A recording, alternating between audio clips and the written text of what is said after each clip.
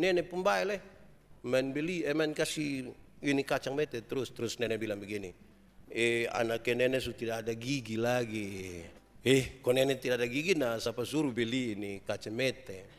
Jo, nenek bilang tidak, nenek tidak beli kacang mete. Tadi nenek beli Silver Queen. Jadi dia pun coklat itu nenek ada jilat-jilat sedikit. Tinggal dia pun kacang sayang nanti untuk anak dapat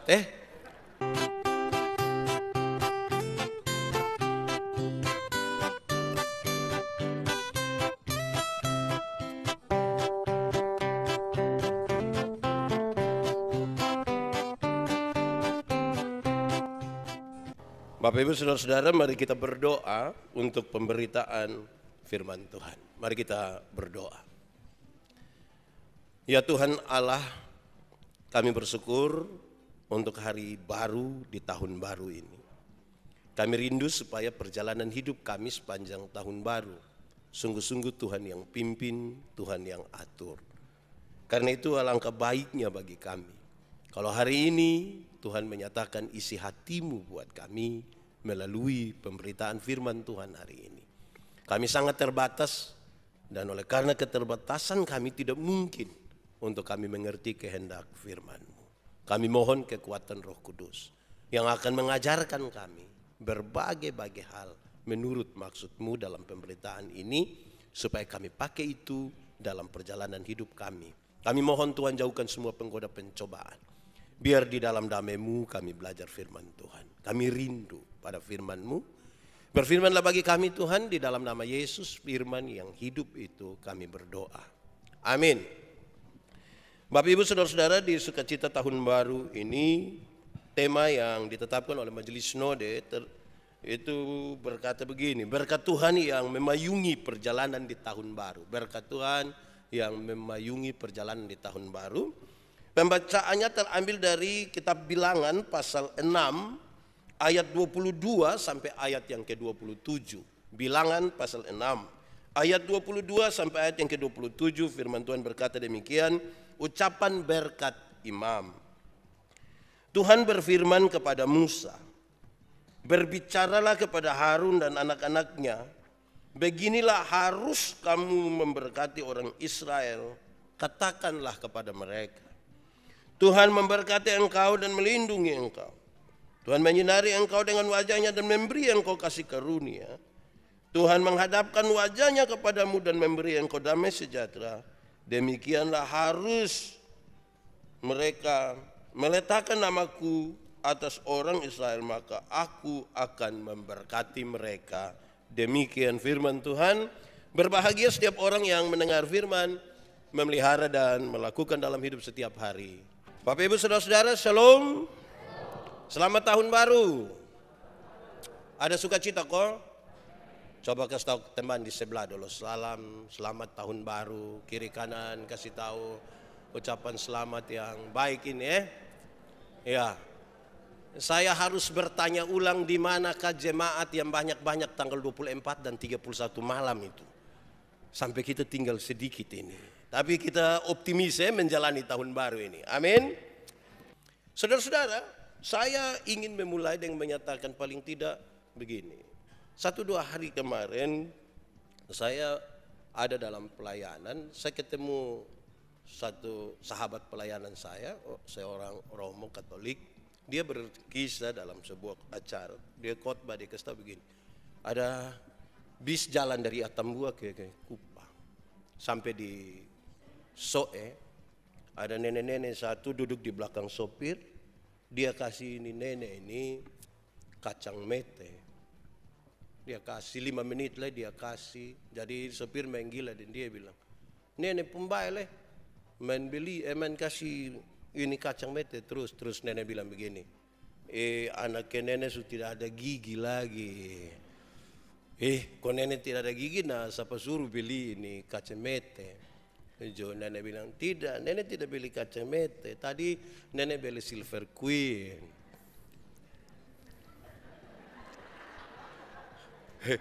Kenapa saudara? Jadi dia pun coklat itu nenek ada jilat-jilat sedikit. Tinggal dia pun kacang sayang nanti untuk anak dapat Terus pesannya ringan, dia bilang begini, ternyata saudara-saudara tidak semua pemberian yang kita terima itu tulus. Tidak semua. Yang bisa berikan dengan tulus itu hanya Tuhan. Baik hidup, baik kesempatan-kesempatan, baik tahun baru. Hanya Tuhan saja yang berikan dengan tulus. Manusia ada banyak yang seperti itu nenek. Ya, kira-kira begitu. Itu pertama. Tapi yang kedua, saudara, beberapa hari yang lalu saya dibagikan satu renungan. Di dalamnya ada kisah ini. Di satu stasiun kereta ada seorang bapak, dia sudah parubaya, dengan seorang anak kecil perempuan anaknya. Waktu kereta datang, orang tua ini cepat-cepat naik kereta, langsung jalan. Nanti setelah kereta itu sudah jalan beberapa saat, baru dia sadar kalau dia lupa dia punya anak perempuan yang masih kecil. Dia rasa menyesal sekali. Dia berusaha untuk nanti kembali ke stasiun itu. Waktu dia sampai ke stasiun itu, ternyata anak itu sudah tidak ada. Dia sedih betul, dia kecewa dan dia menyalahkan dia punya diri berkali-kali. Tapi dalam semua itu, saudara, dia selalu ambil kesempatan untuk datang. Selalu saja kalau tidak ada waktu kerja, dia selalu memakai waktu-waktu itu untuk datang ke stasiun. Kalau dia dapat berjumpa dengan dia punya anak. Tapi dia tidak pernah ketemu. Lalu bagaimana dengan anak itu, saudara? Rupa-rupanya ini anak menaruh kebencian yang besar sekali kepada dia pembapa. Kenapa? Bagi anak ini dia pembapa secara sengaja telah meninggalkan dia di situ. Singkat cerita, saudara, ini anak besar. Dia menikah dengan satu orang kaya, dia menjadi sukses. Dan kebencian itu terus ada di dalam hatinya. Ada satu waktu dia berpikir untuk pergi kembali ke stasiun itu, mengenang satu masa yang sangat susah bagi dia, di mana orang yang mestinya mengasihi dia justru meninggalkan dia di situ.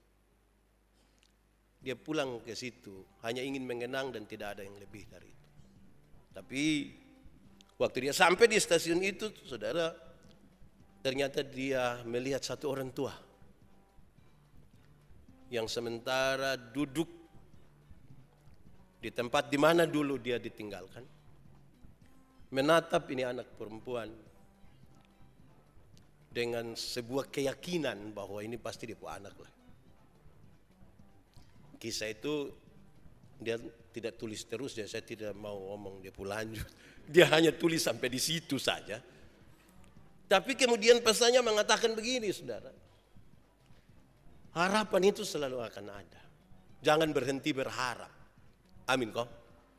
Ada masalah, ada pergumulan, ada apapun, bahkan ada kecemasan dan ketakutan. Jangan berhenti berharap. Masa depan sungguh ada dan harapanmu tidak akan hilang. Itu harus menjadi kekuatan bagi kita untuk terus melanjutkan hidup. Nanti kisah lanjutan dari kisah itu saudara cari sendiri ya. Tapi kira-kira harapan untuk bertemu itu masih ada. Saudara-saudara, lalu berkaitan dengan tema berkat Tuhan yang memayungi perjalanan di tahun baru, kita membaca kitab Bilangan pasal 6 ayat 22 sampai 27 yang saya kira sudah sangat familiar dengan kita kata-kata ini. Saudara-saudara, di dalam kitab Ibrani, nama kitab ini berarti padang gurun. Ini kisah di padang gurun yang mau diceritakan. Kata bilangan itu saudara-saudara dipakai karena dalam kitab ini mencatat penjumlahan bangsa Israel. Pada tahun yang kedua itu di pasal 1 dan pada tahun yang keempat di pasal 26. Di dalam kitab bilangan ada dicatat 2 kali penjumlahan jumlah dari bangsa Israel. Sekali lagi dicatat pada tahun kedua dan pada tahun yang keempat setelah bangsa ini keluar dari Mesir. Saudara-saudara, pembacaan kita tentang berkat itu adalah sebuah tanggapan Tuhan Allah yang sangat mengasihi bangsa ini. Tuhan Allah sangat mengasihi bangsa ini. Karena itu dia rindu supaya kasihnya itu juga bersambut dengan baik. Dia ingin sampaikan supaya jemaat atau paling tidak bangsa Israel waktu itu mengungkapkan pengabdiannya kepada Tuhan itu dengan segenap hati. Jangan setengah-setengah. Bagaimana Tuhan mengasihi mereka sementara mereka tidak mengasihi Tuhan. Janganlah. Biar kasih itu bersambut. Sebab kalau kasih tidak bersambut, ya akan tidak baik bagi sebuah relasi, apalagi antara Tuhan dan manusia. Saudara-saudara, secara cepat saya ingin menyampaikan kepada kita bahwa bangsa-bangsa dulu, bangsa-bangsa pengembara, termasuk juga orang-orang Israel, mereka meyakini bahwa padang gurun adalah tempat berdiamnya kuasa-kuasa kegelapan. Padang gurun itu tempat berdiamnya kuasa-kuasa kegelapan. Di sana terdapat banyak sekali kejahatan. Mereka meyakini. Jadi ketika bangsa ini keluar dari Mesir untuk masuk ke tanah Kanaan, melewati padang gurun, mereka akan melewati tempat-tempat yang diyakini itu punya kekuatan-kekuatan di luar Tuhan. Ada pengaruh-pengaruh yang jahat di sana. Paling tidak itu sudah tertanam di dalam kepala mereka. Ini tempat kuasa gelap. Padang gurun. Saya waktu merenungkan bagian ini saya pikir baik. Orang di sana pikir padang gurun saya yang ada kuasa gelap. Kita di sini pohon juga ada kuasa gelap. Sehingga ada orang yang mengaku percaya Tuhan tapi dia jalan dapat lihat pohon beringin satu teguh yang sedikit dia bilang, Pak, ini berapa? Malam-malam ada perempuan satu duduk di sini. Wih, itu maksud apa? Di tempat yang ada kuasa gelap. Kedua, saudara-saudara, secara nyata memang kehidupan di padang gurun itu sebuah kehidupan yang keras. Kehidupan yang tidak gampang. Di padang gurun itu saudara-saudara tidak mungkin tersedia makanan dan minuman yang sangat banyak. Bagi jutaan orang yang sementara dipimpin oleh Musa dan Harun keluar dari Mesir. Sudah dua ini saudara. Pertama, mereka berpikir ada kuasa gelap di padang itu. Tapi yang kedua, makan minum ada di mana? Mereka membawa orang dalam jumlah yang sangat banyak. Saudara pasti di sini sadar kenapa sampai bangsa itu stres dan kemudian marah-marah kepada pemimpin mereka. Karena mereka tahu betul padang ini sangat tandus. Tidak akan tersedia makanan dan minuman yang sangat banyak di sana untuk jutaan orang. Apalagi durasi 40 tahun. Siapa yang tiap hari kita ini keluarga datang di kita rumah yang hari bayan, dia datang hanya 2 hari saja kita pikiran. Padahal don datang hanya 2 orang, 3 orang, 4 orang. Itu kita kasih makan. Wih di Kupang ini kalau belum makan sei itu belum datang di Kupang. Itu kita manis-manis begitu. Nanti pas di kamar baru tanya istri yang tahu dong pulang kapan teh. Tiap hari sei itu ini berat. Itu baru tamu 2-3 orang. Apalagi jutaan orang. Wih, mau kasih makan bagaimana? Ketiga saudara-saudara, ini sebuah kesimpulan dari 2 hal itu bahwa oleh karena itu maka orang-orang yang mengembara di padang gurun selalu akan ada dalam ketakutan. Dia akan ada dalam kecemasan. Dia akan ada dalam rasa ketidakpastian akan kehidupan di besok itu seperti apa. Mungkin hari ini dapat makan. Lalu besok apa? Dan orang-orang yang hidup di padang gurun itu merasakan itu. Hari ini dapat, besok belum tentu. Ini juga yang dipikirkan, dialami dan dirasakan oleh bangsa Israel. Kadang-kadang mental budak mereka muncul ketika mereka bilang, untuk apa kita datang di negeri yang repot, susah ini? Lebih baik kita kembali ke Mesir, tapi ada daging di dalam belanga. Untuk apa kita datang di tempat yang susah ini? Kira-kira begitu. Dalam kondisi seperti inilah, ucapan berkat ini Tuhan katakan. Melalui Musa dia kasih tahu juga Harun, mereka yang imam ini, dengan anak-anaknya. Supaya kasih tahu kepada bangsa Israel. Aku Tuhan memberkati engkau. menyinari engkau dengan wajah dan menghadapkan wajahnya kepadamu. Kasih tahu orang begitu. Karena mereka ada dalam ketakutan tadi, kecemasan dan ketidakpastian hidup. Persis saudara-saudara ketika kita memulai sebuah perjalanan di tahun yang baru. Mari kita renungkan beberapa hal ini saudara sebagai bagian dari refleksi firman Tuhan dan tema kita bahwa berkat Tuhan selalu akan memayungi kita dalam perjalanan hidup kita. Pertama saudara-saudara, kata kunci dari ucapan bahagia itu, jadi saya akan menyebutkan kata-kata kuncinya untuk kita lihat bagaimana Tuhan menolong kita nanti dalam perjalanan 1 Januari, kalau kita sebut ini sebagai tahun 1 Januari menuju ke 31 Desember. Yang pertama, Tuhan menyatakan bahwa Dia memberkati kita. Dia memberkati. Itu dialami langsung oleh bangsa Israel, saudara-saudara. Memberkati itu mengandung sebuah arti, sebuah gagasan bahwa ada kehadiran Tuhan, ada tindakan dan ada kasih yang Tuhan bawa masuk di lingkungan di mana manusia ada. Dia memberkati. Dia tidak jauh, tapi dia datang dekat.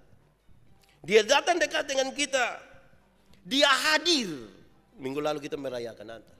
Tanda kehadiran Dia di tengah. Ada sebuah tindakan yang dilakukan. Bukan satu kali. Berkali-kali supaya sebentar orang berefleksi tentang penyertaan Tuhan itu. Dan Dia masuk dalam kehidupan manusia. Saudara, karena itu saudara-saudara, bangsa ini, bangsa Israel, mestinya menyadari bahwa Tuhan bukan saja berinisiatif, tetapi hadir di dalam mereka.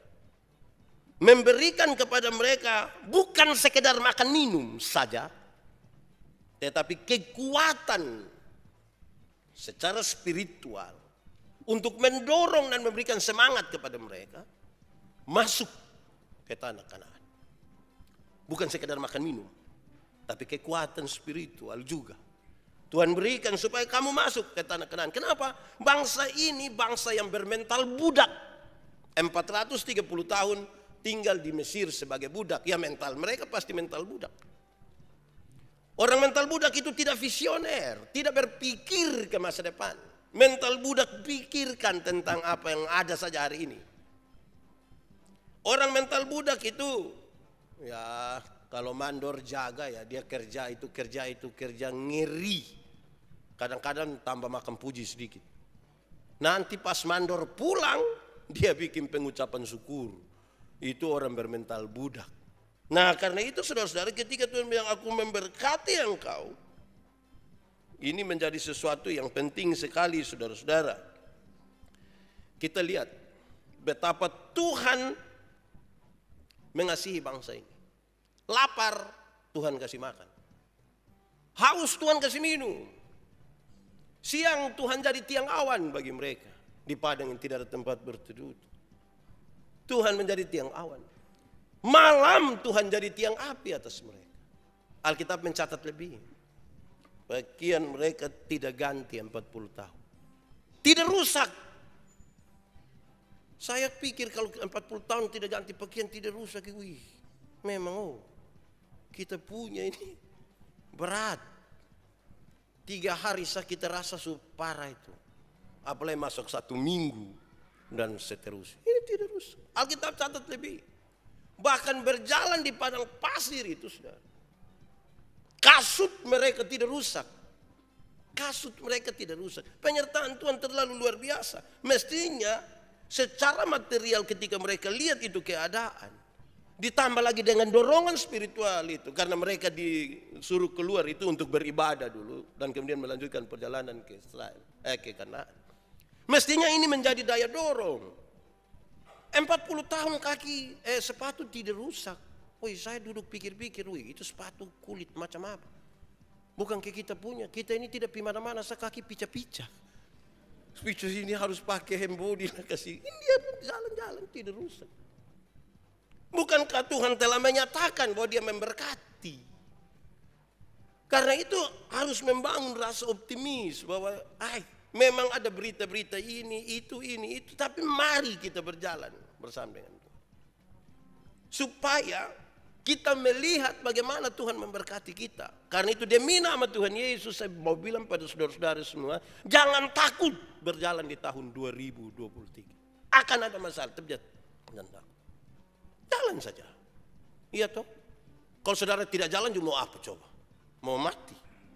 Mau tidak mau kita akan berjalan. Dan karena kita berjalan, kita harus jalan dalam rasa optimis. Karena Tuhan memberkati dan memberikan daya dorong bagi kita. Kedua, kata kunci yang kedua adalah melindungi. Pertama memberkati, kedua melindungi. Tuhan menjanjikan sesungguhnya pertolongan, perlindungan, penghiburan pada saat berbagai macam persoalan. Karena mereka berjumpa dengan banyak masalah, peperangan. Mereka akan berjumpa di sini. Mereka akan berjumpa dengan badai padang pasir yang datang bisa kapan saja. Ular kobra, kalajengking, dan mungkin hal-hal lain yang mereka tidak duga yang mengancam kehidupan mereka. Tapi Tuhan berjanji, aku bukan saja memberkati engkau, tapi aku melindungi engkau. Dua kata yang kalau seandainya kita gabungkan saudara, Tuhan tidak berhenti pada saat dia memberkati saya dan saudara. Tidak berhenti di memberkati. Saudara mungkin jadi orang-orang yang diberkati hari ini. Tapi Tuhan tidak berhenti di situ. Dia berjanji melindungi saudara. Kenapa ini menjadi tekanan saya hari ini? Karena banyak orang yang diberkati oleh Tuhan tidak menaruh dia punya sandaran dan perlindungan kepada Tuhan. Ketika dia mulai punya kekuatan tertentu dari segi finansial atau lain sebagainya, kekuatan dia tidak taruh pada Tuhan. Nah itu gitu persoalan. Padahal dari segi janji Tuhan bilang, aku memberkati engkau, tapi aku sekaligus melindungi engkau. Supaya kita sadar bahwa kita aman karena Tuhan. Itu harus menjadi kekuatan kita saudara. Karena saya bayangkan saudara, kita berjalan dalam kerapuhan kita. Saya pernah bilang pada saudara, saya dulu masih melayani di Alor. Itu tidak kunci pintu semuanya, tidak kunci.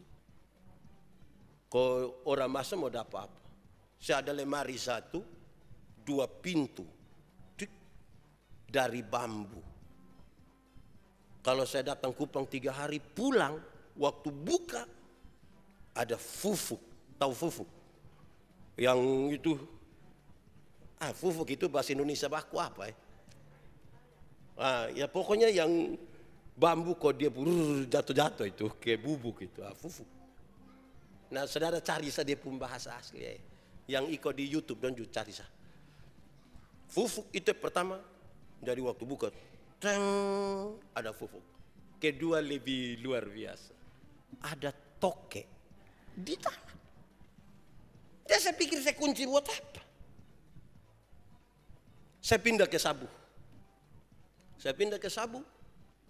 Pintu luar tidak tutup, tidak kunci. Maksudnya tidak kunci, tutup tapi tidak kunci. Tapi pintu kamar kunci.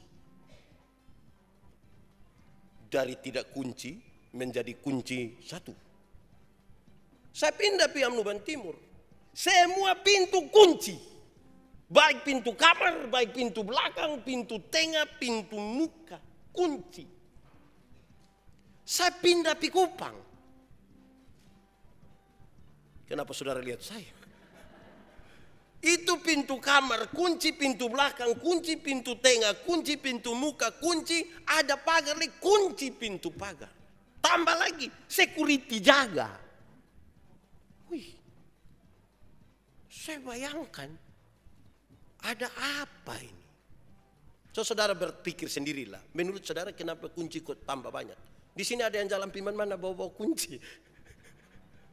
Ya karena kita mulai merasa ada yang dapat. Kita mulai dapat sesuatu. Ada berkat-berkat yang kita dapat. Ya toh? Harus mulai kunci-kunci sedikit. Woi, kenapa kunci? Itu nenek punya. Nenek yang kasih kita mesti jaga. Iya, nenek kasih apa? Kacang mete. Nah, mesti jaga.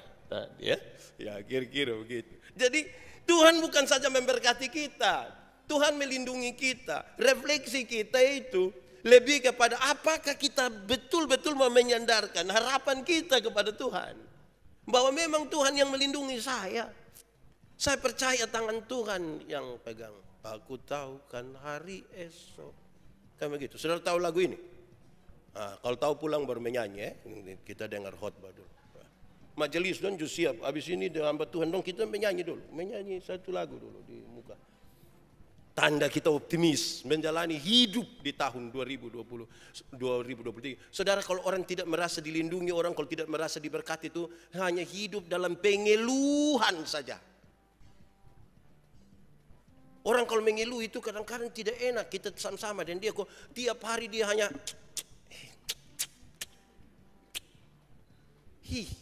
ada tertinggal apa di gigi kok. Orang yang mengeluh itu tidak bersyukur atas penyertaan Tuhan dan perlindungan Tuhan. Itu dia datang di mana-mana itu dia hanya patah leher. Ketemu satu orang yang Bapak, hidup ini terlalu susah. Lu mati sudah, kalau memang sudah terlalu susah. Ada Tuhan memberkati kita, Tuhan melindungi kita. Tahun-tahun, mari kita coba renungkan sedikit ke belakang. Ada tahun-tahun hari-hari hidup kita yang berat sekali. Seolah-olah kita ada pada titik buta, seolah-olah kita ada pada titik nol. Pernah alami itu kan? Tapi kan saudara sudah sampai 1 Januari, berarti saudara melewati dia. Itu yang serius saudara. Kalau tidak ini repot. Kita telah melewati. Tuhan tidak janji tidak akan ada masalah di padang itu. Tuhan tidak janji itu. Tapi dia berjanji dia melindungi. Itu kata kunci kedua. Ketiga saudara-saudara, Tuhan menyinari. Menyinari. Tadi ada kuasa-kuasa kegelapan yang dipikirkan oleh bangsa ini. Kamu jangan takut itu kegelapan. Ada Tuhan yang menyinari. Ada Tuhan. Ada kebaikan hati Tuhan. Ada kehendak baik yang Tuhan mau kasih tahu. Kamu tidak usah takut. Ada kesuraman, ada kegelapan. Kadang-kadang kita seperti sudah buntu dan tidak melihat apa-apa lagi. Jangan takut. Tuhan menyinari engkau. Itu refleksinya cukup panjang harusnya. Tapi saya coba potong untuk kita lihat begini. Kalau Tuhan memberi cahaya. Cahaya itu bukan saja terpancar dari Tuhan ke kita. Tapi kita juga mestinya memantulkan cahaya itu. Terang. Terang itu dibutuhkan untuk apa? Terang dibutuhkan untuk melihat jalan yang benar. Saya khotbah doa Bapa kami, saya kasih tahu. Ini doa pada waktu orang semua tidur. Berabad-abad lamanya orang-orang timur di TTS suka bilang PKK. PKK itu artinya poe kalan-kalan, raba sembarang. Yang raba sembarang itu kan dia dalam gelap. Kalau orang dalam terang, dia melihat jalan yang benar. Dia akan melihat jalan benar. Supaya dia tidak meraba sembarang. Terang dibutuhkan sebagai tanda hati-hati. Tanda hati-hati. Saudara, kalau naik pesawat, kalau mau mendarat malam itu, saudara lihat itu yang tower dong itu. Kan ada lampu merah kok, lampu apa kok. Ada yang mati hidup begini. Betul kok tidak? Di laut sana saudara berlayar, saudara lihat di pulau-pulau ada suara. Ini lampu dong pun tugas untuk apa? Kasta bilang, "Oi, jangan mendarat di atas ini tower. Kamu akan keluar di Metro TV nanti." Tanda hati-hati. Dia menyinari supaya kita melihat yang benar. Jangan merasa dapat sinar dari Tuhan. tetapi kita tetap dalam kegelapan. Karena itu saudara-saudara, terang dibutuhkan itu. Siapakah di antara kamu yang membakar dia punya pelita lalu menaruhnya di bawah tempat tidur? Tidak, harus ditaruh di atas. Supaya terang itu, orang melihat terang itu dan mereka melihat jalan yang benar. Ini janji Tuhan. Keempat, menghadapkan wajahnya. Menghadapkan wajahnya. Kata ini kalimat kunci ini, menghadapkan wajah. Jadi mulai dari memberkati, melindungi, menyinari. Sekarang menghadapkan wajahnya. Ini sesuatu yang menolong bangsa Israel dan kita semua untuk memahami bahwa Tuhan mungkin bisa berpaling dari kita. Saya pakai kata mungkin kasihnya yang besar itu dia sangat mengasihi kita. Tapi dia bisa memalingkan wajahnya daripada kita. Kenapa Tuhan memalingkan wajah dari kita, saudara? Kan kita tidak taat kepada apa yang dia mau. Karena kita tidak mengikuti apa yang dia mau. Berpalinglah Tuhan daripada kita. Sekarang janji ini nyata bagi kita secara baru. Tuhan menghadapkan wajahnya kepadamu. Dia tidak lagi berpaling. Tapi dia menghadapkan wajahnya. Dia peduli terhadap saudara. Saudara jangan pikir saudara peduli pada dirimu sendiri. Tuhan peduli terhadap saudara kan dia menghadap. Tetapi refleksi kita lebih panjang dari itu. Karena Tuhan menghadapkan wajahnya kepada kita, maka dia ada lihat-lihat kita. Karena itu anak sekolah minggu dong menyanyi. Hati-hati gunakan tanganmu. Hati-hati gunakan tangan. Karena apa? Melihat ke bawah. Hati-hati gunakan. Karena bab itu ada bagi. Jadi ini pesan yang baik bagi kita. Dia tidak berpaling dari kita. Dia menghadapkan wajahnya kepada kita. Tanda dia peduli dengan kita. Dia mau kita sampai tanda terjanji. Tapi juga sekaligus ingat, dia memperhatikan kita. Peduli sekaligus memperhatikan satu persatu dari kita punya langkah hidup. Jangan buat dia berpaling dari kita. Jangan. Tetaplah setia. Karena kalau Tuhan menyertai bangsa ini, memberkati, melindungi, menyinari, menghadapkan wajah, dia mau bangsa ini berjalan sampai tanah Kanaan. Kalau kita baca kitab Keluaran, ada 4 janji yang Tuhan berikan. Kamu keluar dari tanah Kanaan. Kamu diangkat menjadi anak. Kamu keluar dari Mesir, kamu masuk tanah Kanaan, kamu diangkat menjadi anak, dan kamu ditebus. Janji yang saya kira itu yang paling dicari oleh umat manusia. Dalam gundah gulana perjalanan hidupnya, dalam kecemasan dan ketakutan dan ketidakpastian hidup. Keluar dari tempat di mana kita diperbudak, masuk ke tanah terjanji, diangkat menjadi waris-waris kerajaan Allah, diangkat sebagai anak, dan kita ditebus. Ini hari kita akan masuk dalam sebuah sakramen baptisan untuk 4 orang, supaya mereka juga mewarisi. Kan ini masuk sebagai keluarga Allah yang mewarisi kehidupan kekal. Biarlah mereka juga menikmati itu. Kita semua. Janji Tuhan yang luar biasa ini mestinya dipahami dengan baik dan kita lakukan. Saudara-saudara, yang terakhir dia bicara tentang damai sejahtera. Damai sejahtera. Ucapan berkat diakhiri dan damai sejahtera. Apa itu damai sejahtera? Damai sejahtera adalah segala sesuatu yang mendatangkan kebaikan bagi umat manusia. Itu Tuhan siapkan. Tuhan menjanjikan, kamu akan ada damai sejahtera.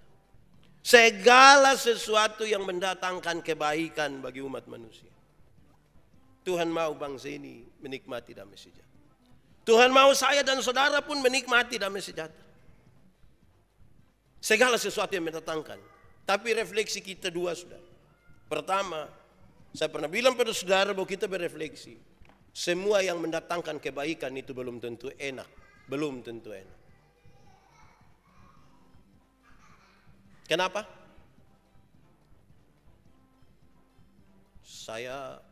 Kalau saudara pernah rasa gigi sakit gigi. Sakit gigi itu terlalu berat. Itu orang yang menyanyi bilang lebih baik sakit gigi daripada sakit hati. Itu karena dia belum merasa. Kalau dia rasa sakit gigi itu kita suka kepala di bawah, kaki di atas, tak putar sini. Orang menyanyi di sebelah kita tersinggung di sini. Itu sakit gigi itu fisik sakit, otak sakit, hati sakit. Nah, siapa yang sakit gigi, terus dia ambil air gula, dia bikin manis tinggi, terus dia kumur. Kenapa kumur air gula? Biar rayu-rayu ini ulah dong, kau jangan bikin sakit. Kadang-kadang dia pun obat pahit, saudara. Untuk mendatangkan kebaikan, kadang-kadang dia pun obat pahit. Dan kita mesti begitu. Segala sesuatu yang mendatangkan kebaikan. Ini dunia ini terbuka, medsos ini kan ada di mana-mana, saudara. Semua anak-anak kecil yang pegang HP dong juga bisa akses. Pengaruhnya kan kadang-kadang tidak baik. Saudara tahu beberapa hari lalu Jonathan, anak kami yang bungsu, umur 6 tahun sekarang. Kan dia ikut-ikut ini bareng dong. Beberapa hari lalu saya bilang begini, Jonathan, ame kasih bapak sepatu dulu, bapak mau pergi pelayanan. Dia jawab bilang begini, kamu menyuruh.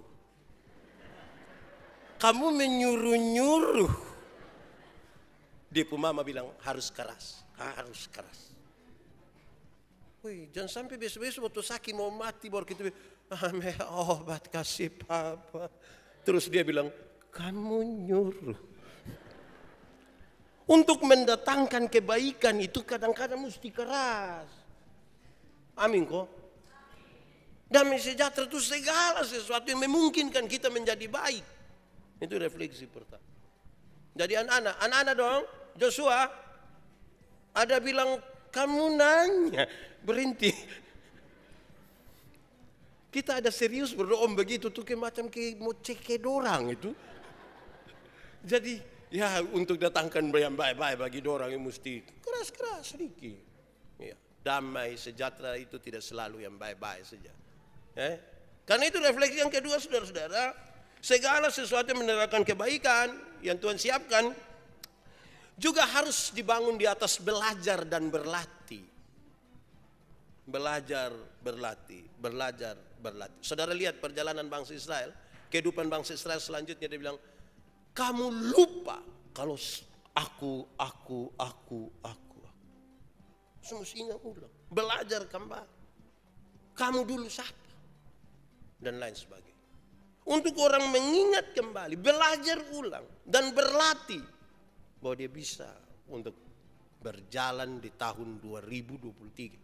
Berjalan di tengah padang gurun yang susah, yang sulit, yang penuh kecemasan, penuh ketakutan, penuh tantangan, ketidakpastian, dan lain-lain.